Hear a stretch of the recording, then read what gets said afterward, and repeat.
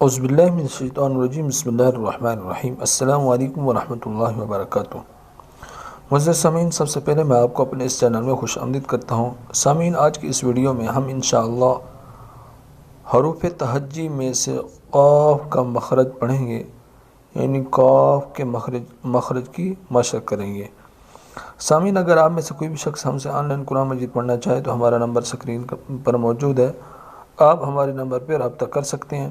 اس کے علاوہ اگر کسی نے ہمارے چینل کو سبسکرائب نہیں کیا تو ہمارے چینل کو سبسکرائب بھی کر لیں تاکہ آنے والی ہر ویڈیو آپ تک بر وقت پہنچتی رہے۔ آئیے سبق شروع کرتے ہیں۔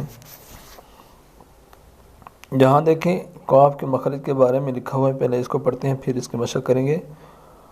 قاف کی ادائیگی میں زبان کی جڑ کو کوے کے متصل تالوں پر لٹکا کر یعنی موٹی آواز میں پڑھیں۔ اب یہ دیکھیں، اب تصویر کی طرف آ جائیں، یہاں میں آپ کو سمجھا دیتا ہوں۔ قاف کی ادائیگی میں زبان کی جڑ کو، یہ دیکھیں زبان کی جڑ ہے، اس کو اوپر کوا، یہ جو ہمارا گلا ہے، گلے کے اوپر ایک لوتھڑا سا لٹکا ہوا نظر آتا ہے، اس کو کوا بولتے ہیں۔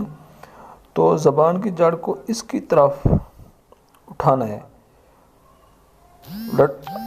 لٹکانا ہے، لٹکتے ہیں، یعنی کہ زبان کو جڑ کو اوپر اٹھانا ہے، اس کوے کو کوشش کریں کہ ٹچ کریں، اس کو لگے، پھر موٹی آواز میں ادا کریں تو قاف اپنے مخرج سے صحیح طور پر ادا ہونے لگ جائے گی۔